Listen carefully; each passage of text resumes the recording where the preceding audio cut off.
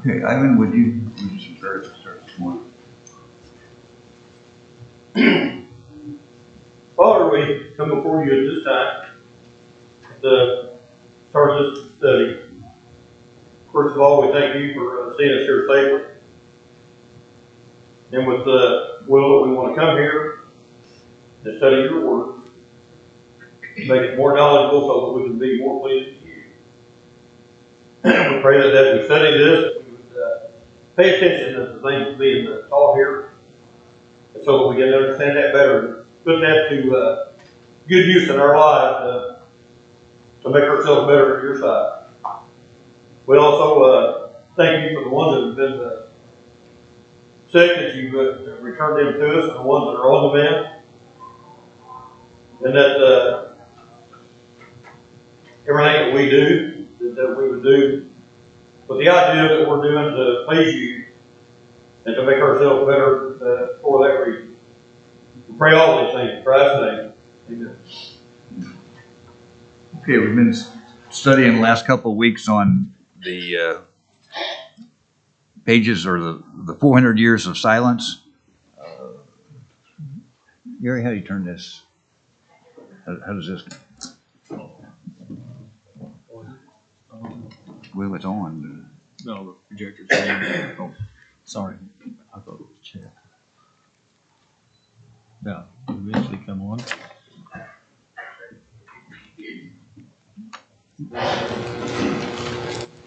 Okay. Thank you. Looking at the 400 years of silence, and on the first page of the book, we said it's commonly referred to this way because in these years there were no inspired books written. And even though there were no inspired books written, if this is true, some might think that God left man alone and waited for Christ to be born. We might think nothing of importance happened in these years.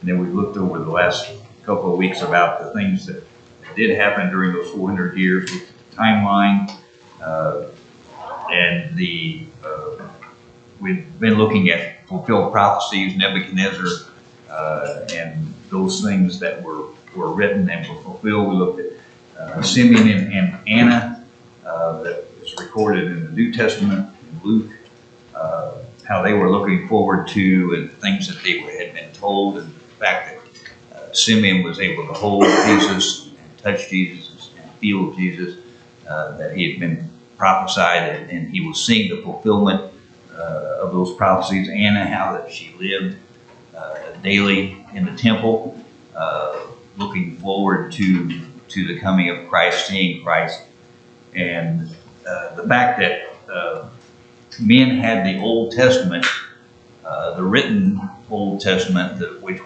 was begun and at the time of Moses being the writer of the first books of the Old Testament, and then ending as the 400 silent years started. So what we were kind of looking forward to was the fact that, or bringing this lesson to a close, we'll just take a few minutes here to finish this up, and then Gary's got another lesson concerning a similar same time period, just looking at it from a little different angle. We're looking more at the fulfillment of prophecies, the things that happened during the time of the 400 years, to show that it is not necessarily a time of silence. The men had the completed Old Testament, and today we have the completed New Testament. So on the next to the last page, or the back of the next left, the modern day applications, we're talking, we see here where, as he says here, as I think about those folks during the 400 years, I think we Christians have much in common with them. Can you see any similarities? They were looking at the Old Testament. They had the completed Old Testament. They were looking for the fulfillment of prophecies. They could see the fulfillment of prophecies, and as it says there were 332 prophecies fulfilled during Christ's lifetime. So these were the things that the people could see. They could see that they could see the blessings if they obeyed, if they kept the what was commanded of them in the Old Testament, just as Anna and Simeon, we can see from that. So they were receiving, seeing fulfilled prophecies. So it wasn't the fact that the Lord didn't care about these people. These people were blessed if they did the things that were told of them. In 2 Timothy 3:16 and 17, every scripture is inspired of God. It's also profitable for teaching, for reproof, for correction, for instruction in righteousness, that the man of God may be complete, thoroughly furnished into every good work. We know that Paul told Timothy to earnestly contend for the faith, or that from a child thou hast seen the things that were written that God wrote. And this would have been the Old Testament law. This would have been the Old Testament scripture, because the New Testament wasn't written until about the time that Paul was talking to Timothy. So we see the Old Testament law is what those people had back at this time. The earnestly contend for the faith once delivered is in Jude 3. So that is what we are looking forward, or using as the New Testament, but these people back then had the Old Testament to study and to obey. The glaring difference between us and those in the 400 years is that they lived according to the Old Testament mandate, but a New Testament was to come. And it kind of quickly go down through some of these verses. In Jeremiah 31 says, Jehovah says, I will make a new covenant with the house of Israel. In Jeremiah 31:33, at the bottom there, this is the covenant that I will make with the house of Israel. After those days, which saith the Lord, I will put my law in their inward parts, and in their heart I will write it, and I will be their God, and they shall be my people. And that's, if you turn over to the middle of the next page there, that's in Hebrews 8:10. So the first one in the Old Testament, the second one here in Hebrews 8:10, for this is the covenant I will make with the house of Israel after those days, saith the Lord, I will put my laws in their minds, and in their heart also I will write them, and I will be to them a God, and they shall be to me a people. So we can see in the New Testament the fulfillment of what was prophesied in the Old Law, in the Old Testament. Back up at the top of the page there,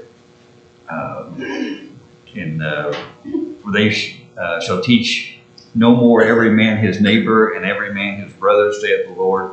Know Jehovah, for they shall all know me, for the least of them and to the greatest of them, saith the Lord. For I will forgive their iniquity, and their sin I will remember no more. We, on the other hand, have the New Testament to hear, believe, and obey. So we have the Old Law, which the people in the silent 400 years used the written law, and we have the New Testament, the New Law. So we're kind of looking at the fact that if you say that the 400 years of silence between the end of the Old Law and Christ coming is kind of similar, if you look at it, to what we have in the last 2,000 years. We do not have any new written law or a new written testament in these last 2,000 years. Just they did not have any written law, but we don't consider the last 2,000 years as silent. But as we can see from our study, I think you can see that it's somewhat similar. God is still speaking to us through His Word, and the Old Law, God was speaking to them through His Word during that time. In the middle of the page there, Hebrews 8:13, in that He saith, a new covenant He hath made the first old, and in 2 Corinthians 3:6-14, there it says again, new covenant. So we're looking at a new law at the bottom of the page there, James 1:25. But he that looketh into the perfect law, the law of liberty, and so continueth, not being a hearer that forgetteth, but a doer that worketh, this man shall be blessed in his doing. So if we do what we have read in the new law, we will be blessed, just as those that under the old law, they did what was told to them in the old law, they would be blessed. So, any questions or comments or thoughts? That, we're kind of going through this a little quickly, but I think we've talked about most of this. And one of the points of the lesson is the silent 400 years, and is on this.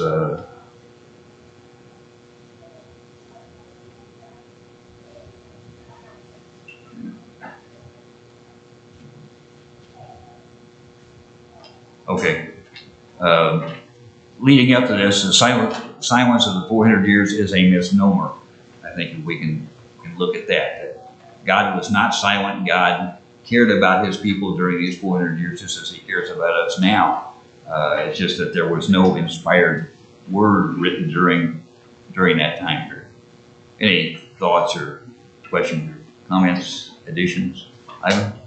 I'm thinking, of course, that's the whole theme of this thing is, call it silent, but it's really not, because of completion. But look at that in that respect, and you can also look at that on the flip side, that really, in that 400 years, and really when you get up, to Christ, but there's so many things being fulfilled and finished out that really it's almost, you could look at it as more active than really when the prophecies were going on. Right. I mean, from that respect, from a completion standpoint. From the fact that, the people looking forward to Christ and seeing the fulfillment of all these things, just in those 400 years. I mean, we've had 2,000 years, but they were seeing it within the, 5 or 6 lifetimes. They were seeing all these prophecies fulfilled. So God was working. God has always been working, and it's not that these people didn't count or nothing happened, or these people were just in no man's land or whatever. God was still providing. Yes. I think it's interesting that that in the 400 years, some people make such a big deal that God didn't have any new proclamations during that time, but in the 2,000 years since Christ, they don't think that's strange, because a lot of them will just go ahead and make their own proclamations now. Right. What they reinterpret what God said, or whatever you want to call it. Right. And it's strange that 400 years was a big deal, but the 2,000 years since then, that's a good it's point. not a big deal, because we just come up with whatever we want now. Yeah, we need to modernize, and make things applicable to today, because it's been so long. So, we'll do our own thing and do what we want. I'm thinking even from that standpoint, that's a good point. But from that standpoint, even in that 400 years, people were changing things, their traditions, and not doing so much what God said, but changing, especially the Hebrews I'm talking about, making their own practices. That God didn't tell them anything to do about it. And the Pharisees, Sadducees, and that's kind of what I had in mind. During that time period, during that 400 years, it's the first time that we see these people, these sects. First of all, there's nothing in there in God's word that said you need to do this and set it up. It was their own tradition. They were doing it on their own, right? Yeah. So people were doing it back then, just as we are. So like Solomon says, there's nothing changing after the sun. People are, right. They're going to do things that's not right. People are people. People are going to do different things, and so yeah. So at the bottom it says when we think about it, we see describing the time between the Old and New Testaments as a time of silence is a misnomer. And that's kind of the whole point of the lesson we've been studying. True God did not inspire men to write a book or letter which was included in the canon of Scripture. Yet does this mean God was silent? Could men today say that God has been silent since there have not been any more verbally inspired books since the first century?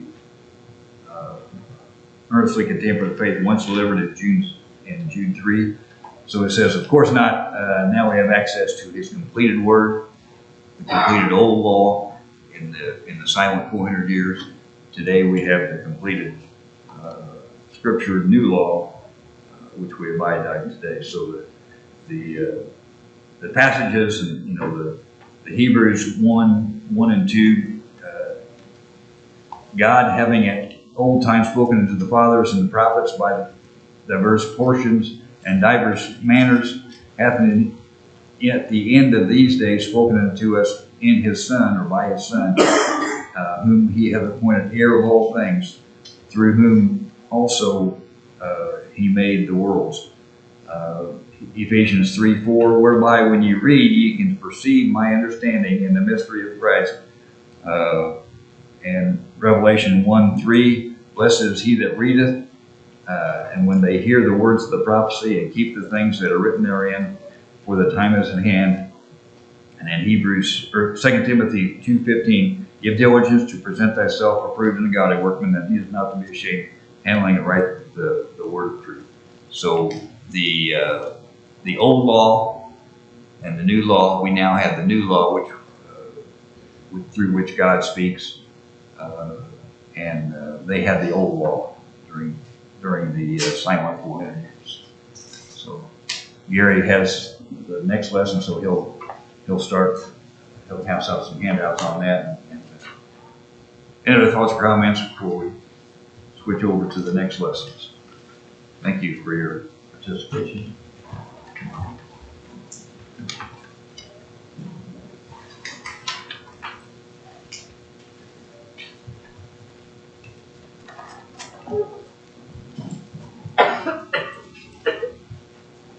I really appreciate Kevin teaching the last few weeks for me, give me a little breather, reprieve here. For the sake of those that perhaps are live streaming, and I know those of you here have the information, but here's the ones that what he was talking about a while ago, if somebody is looking at that or didn't get any of those passages down, I'm just going to leave that up there for a moment while we pass out these new lessons. And thank you. So those of you again live streaming, there will not be a whole lot for you to view. I'll try to put some things up there in just a moment. But suffice it to say that we don't want to spend a lot more time on this. And I think, again, Kevin did an admirable job of going through this and presenting the high points of those 400 years. And what I'm going to do now is go through more details, and much of this is going to be somewhat boring to you because it's just data, statistics, what have you. But I'm giving it to you in written form so that you can take it home and read it. And what I'm going to try to do is just maintain primarily, or emphasize primarily the highlights of these times. So having laid all the foundation then that these last few lessons that Kevin taught had done, we want to go into this more in detail concerning the social aspects, the political aspects, the economic and government aspects of the Hebrews, of the people, of the world, the powers that be back at that time. So again, those of you who needed to write down that modern day application, the statistics and the passages I gave there, that's all of those. Hopefully you've got them down thus far.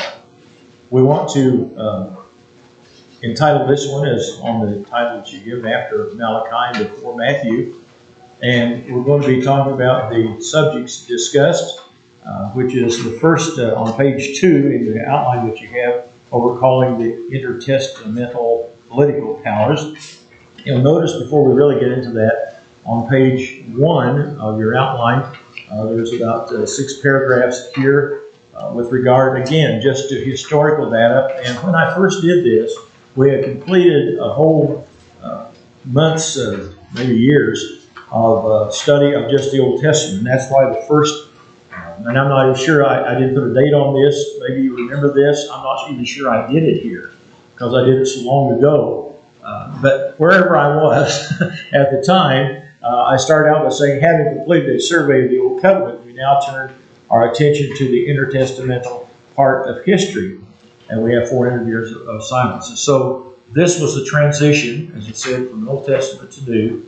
And as I said, if you already have this booklet, maybe it's in your closet at home or you throw it away, or maybe it wasn't even here that I did this. So again, I'm kind of in the dark as to what we've discussed in the past. But having said that, if you look at the second paragraph there on page 1, in retrospect, we have learned, that is from the Old Testament, in the 8th century, that would be the 700s BC, Assyria was the major world power. And so then the next paragraph, Assyria reigned through the 7th century BC, the 600s. During the next paragraph, during the 400s or 5th century BC, the Persians reigned until the Greece-Macedonia conquest by Alexander the Great took place in the 4th century. That would be 300 BC, or BC.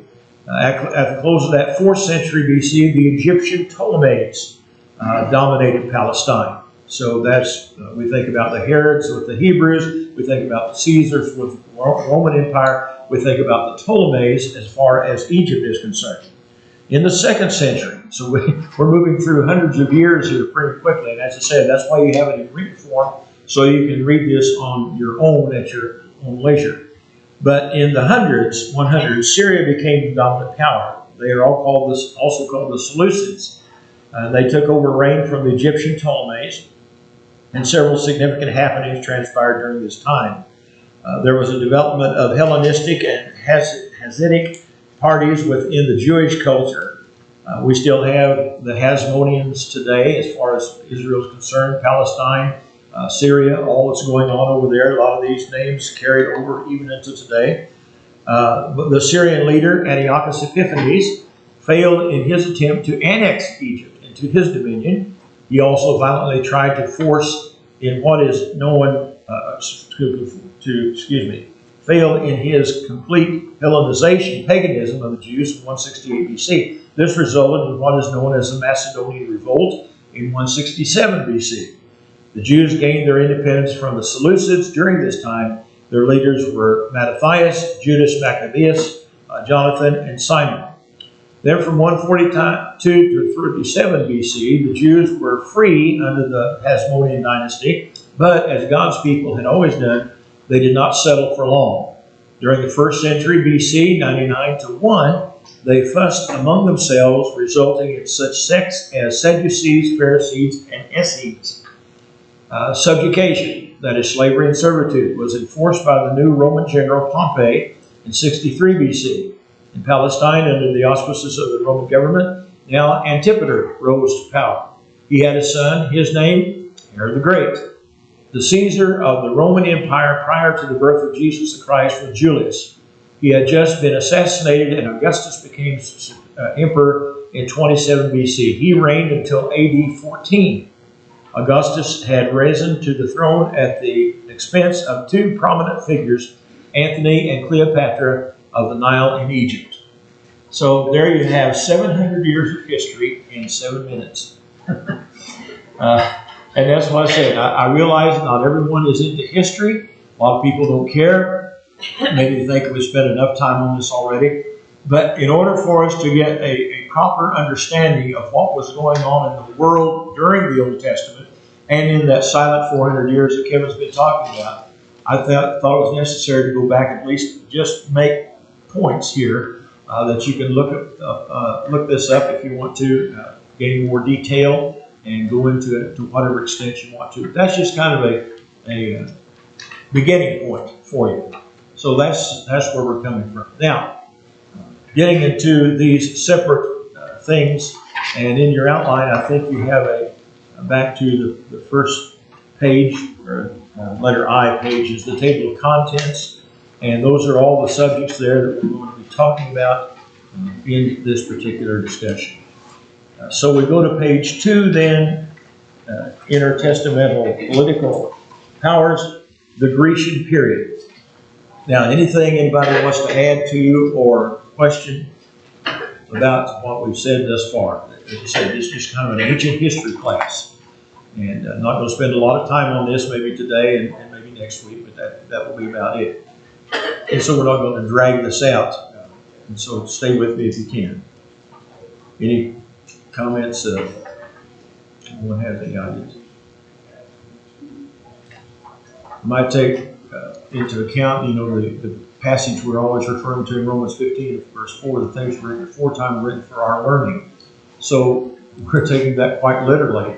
The things that were written aforetime. We talked about the 400 years when things weren't written. So back even before that time, and things were written, we're looking at secular historical data, and we can learn from that. We can learn that some of the things that were done in the Old Testament are recorded by words of inspiration as God guided the prophets, the patriarchs, the men that wrote the books, the 39 books of the Old Testament.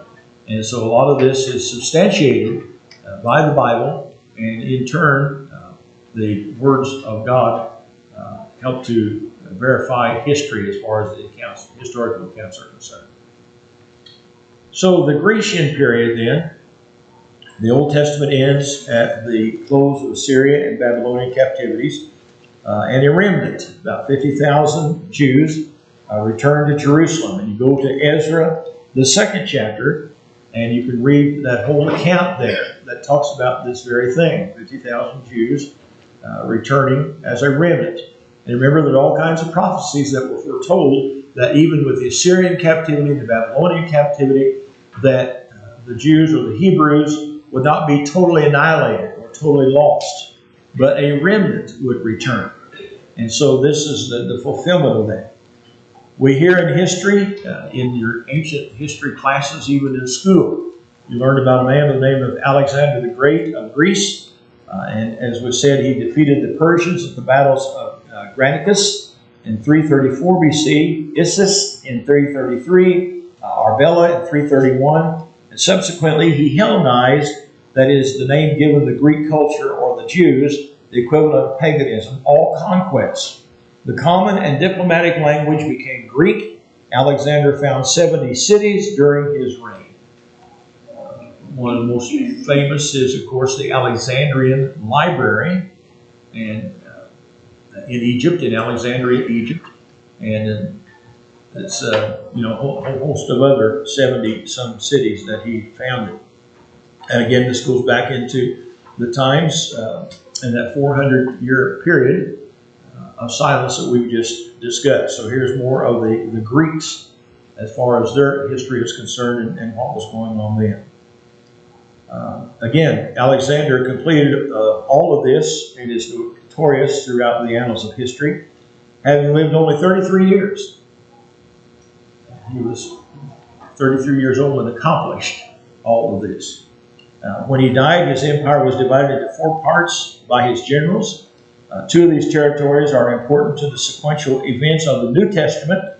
For example, the Ptolemies and the Seleucids, with Cleopatra died in 30 BC, and her death was the end of the Ptolemaic dynasty of Egypt. So you can watch the movie about Cleopatra, about Antony, Mark Antony. You can watch all of the movies you want to with regard to what took place then, but from a biblical standpoint, we're seeing that these people, such as Cleopatra, played an integral part as far as the Bible is concerned, as far as history is concerned. The Seleucids were at Syria, and when General Pompey made Syria a Roman province in 64 BC, that ended the Seleucid Empire. So you see these names come up, you say, what happened to them, where'd they come from? That's kind of the purpose of giving you this information. During the rivalry for Palestine, during these 2 reigning powers, the Jews were treated well. So here again, we're talking about God's people. We don't find much about them in that 400-year period of silence, but we understand that according to the secular records, they were treated well. In fact, during this time, one of the Ptolemies, named Philadelphus, from 285 to 246, gathered 72 Jewish scholars to translate the Hebrew Old Testament into Greek. And this was done in Egypt. The Roman numeral 70 is the closest rounded number to 72, named after these 72 Jewish scholars. So sometimes you'll hear me or other people talk about the Septuagint version or the 70. That's where it comes from. There were 72, and 70 is the closest round number. So the Septuagint version, which is the Greek translation of the Old Testament, that's where this comes from. It's because this Philadelphus took it upon himself, kind of like King James in 1611 took it upon himself to translate the Bible, and he had, I forget, 47, 48 different translators to translate what we know as the King James Bible. Well, that same thing happened back in the 285 to 246, in that period, when this Greek translation of the Hebrew Old Testament came into being, and it's sometimes called the 70. So if you hear a preacher sometimes talk about the Septuagint or the 70, that's where it comes from. Antiochus III was a Seleucid emperor, finally defeated the Ptolemies of Egypt in 198 BC, just 200 years before Christ. He was followed by Antiochus IV, or Epiphanes, 175 to 163 BC. He removed the Jewish high priest in Jerusalem and replaced him with a Hellenizing Jew who planned to make Jerusalem a Greek city. Now, up to this time, Jerusalem had always been the city of David. It was the Hebrew city, God's city. This was God's town. Well, now there was a movement to change it to a Greek city, historically speaking. Records show that this new priest, Jason by name, built a gymnasium and track in Jerusalem, and the young Jewish boys were made to run races in the nude, and this, of course, outraged the more conservative Hebrews. And this is, at these races, prayers and tribute were given to pagan gods. There is evidence that even some of the Jewish priests attended these events. To Hellenize the culture was to attend Greek theaters, wear Greek clothing, and even undergo surgery to remove the marks of circumcision. Hebrew names were changed to Greek names. When we're talking about culture, and we're talking about the changes that we have in our life, think about what it was back then, what was going on, and the changes that people were, we are concerned as Christians today about this movement of a one world and how everybody's the same, there's no differences, we're going to have one big economy worldwide, all of these things. This is not a new problem. It's an old problem that they experienced back in this day. So the pious Jews who opposed this Hellenism were called Hasidim or Hasidians, meaning pious. And some equate their conservatism to the doctrine of the Puritans in the early years of these United States. Then things got worse. Epiphanes replaced Jason with Menelaus, who bought the office as he was no way in a lineage with Jewish priesthood. This too outraged the pious Jews. And by 168 BC, that's where we'll start next Sunday morning, Lord's willing, at the bottom of page 2, and goes on to the top of page 3 then, before we can then get from the Grecian period into the Maccabean period. So that kind of introduces it. If you miss a class or you don't want to come and listen to all of this, you've got the material, and as I said, this is the reason I approach it this way. So hopefully it will educate you, to give you a broader view of what took place during those 400 years, because most of the things we're seeing was for that populace and that culture at that time.